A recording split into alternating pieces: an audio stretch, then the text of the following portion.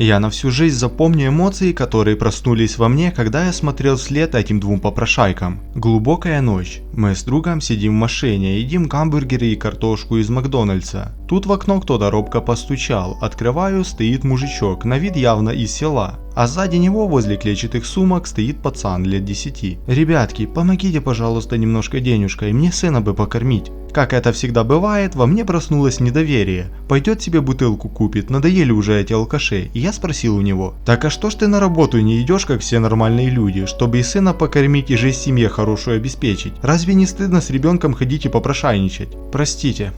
Он опустил грустные глаза и неторопливо подошел к сыну, взял его за руку, и они со своими сумками побрели прочь. Тут во мне что-то ёкнуло, и я вышел из машины. «Эй, мужик, так а что у тебя случилось? Что вы вообще тут делаете в 3 часа ночи? Мы домой уехать не можем. Приехали сюда из села в больницу к жене. Сейчас такие цены, все сбережения потратил на лекарства и процедуры. Теперь с сыном в долгах сидим, даже не знаю, как отдавать их. Я не себе прошу, ребята, малого хотя бы покормить. Он уже сутки ничего не ел, если бы вы знали, как мне стыдно».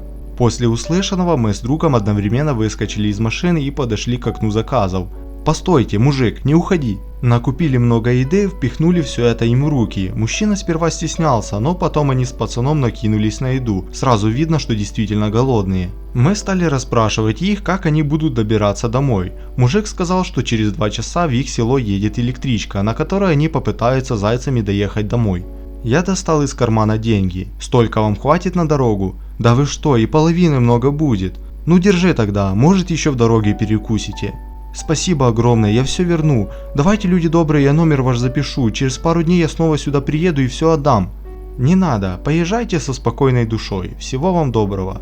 «Сынок, скажи дядям спасибо». Мальчик тихо поблагодарил нас, но и без приказа отца по его глазам все было видно. Я на всю жизнь запомню эмоции, которые проснулись во мне, когда я смотрел вслед этим двум. Они торопливо шли к вокзалу со своими клетчатыми сумками и время от времени оглядывались назад. По скриптум. Эта история произошла достаточно давно. Я вспомнил ее после того, как мой сын вчера рассказал мне, что купил у какой-то бабушки пакет яблок, которые он никогда особо не любил. Она продавала их за копейки, сидя на холодном бордюре возле соседнего дома. Подумать только, она сидит целыми днями, ждет покупателей, только чтоб не попрошайничать. Я очень горжусь тобой, сынок, ты правильно мыслишь. Друзья, если у вас в жизни тоже были подобные ситуации, напишите в комментариях, мне будет очень интересно почитать. Также не забудьте поставить лайк под видео, подписаться на наш канал и, конечно же, поделиться со своими друзьями в социальных сетях.